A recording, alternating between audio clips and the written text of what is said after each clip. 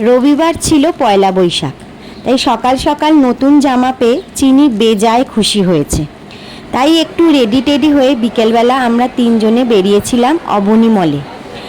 কাছাকাছি গেছিলাম, কারণ দূরে যাওয়ার মতন পরিস্থিতি নেই, কারণ চিনি অনেকটাই ছোট, ওকে নিয়ে অনেকক্ষণের জন্য বেরোনোটা খুবই মুশকিলের। কিন্তু অবনী মলে গিয়ে দেখিয়ে কি অবস্থা, বিশাল ভিড়, পুরো যেন হাওড়া স্টেশন মনে হচ্ছিল। তো আমরা আর এদিক ওদিক কোথাও না দাঁড়িয়ে সোজা ফুড কোর্টের দিকে চলে যাচ্ছিলাম। তারপরে দেখি নিচে কি সুন্দর গানের একটা প্রোগ্রাম হচ্ছে। অবনী মলের চারিদিকটা বেশ সুন্দর করে লাইটিং দিয়ে সাজিয়েছিল, বিশাল ভিড় হয়েছিল, মানে ভিড়ের কোনো অন্ত ছিল না। তো এখানে আমি আর মেয়ে একটুখানি ঢং করছিলাম, এদিক ওদিক ঘুরছিলাম, আর মিস্টার সরকার আমাদের একটু ভিডিও করে দিচ্ছিল। চিনি এত লোকজন আর এত আলো দেখে একদম হতভম্ব হয়ে গেছিল, একটুও হাসছিলও না, একটু কিছু দুষ্টুমিও করেনি। তবে কি জানো তো, ও না একটু বাইরে বেরোতে ভালোবাসে, বিকেলবেলা হলেই বাইরে বেরোনোর জন্য চিৎকার চেঁচামেচি শুরু করে দেয়। তো ওকে নিয়ে একটু বিকেলটা আমি সামনাসামনি একটু বেরোই। তবে আজকের দিনটা যেন ওর জন্য একটু বেশি ঘোরাঘুরি হয়ে গেছে, অনেকটা দূর এসেছে তো বাড়ির থেকে, তাই জন্য একটু চুপই হয়ে গেছিল। তো আমরা তাড়াতাড়ি করে ফুড কোর্টের দিকে চলে যাচ্ছিলাম।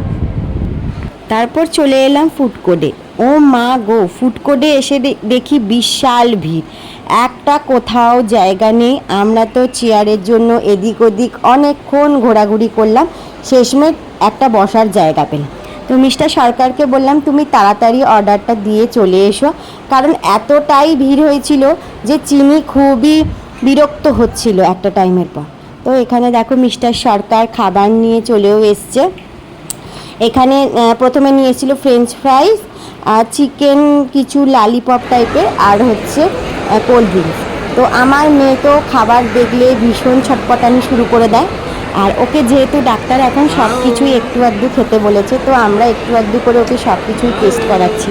তো দেখো এখানে ও বাবার কোলে বসে বসে একটু একটু করে ফ্রেঞ্চ ফ্রাইস খাচ্ছিল। তো এই দেখে তো আমাদের ভীষণ মজা লাগছিল।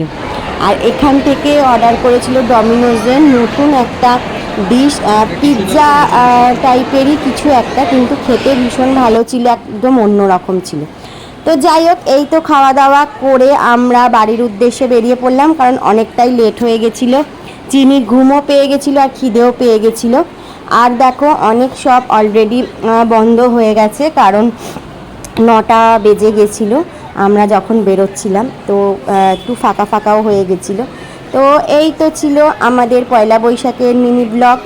তোমাদের কেমন লাগলো জানিও, আর তোমরা পয়লা বৈশাখে কে কী করলে, কোথায় গেলে, কমেন্টস বক্সে জানিও। তো চলো টাটা।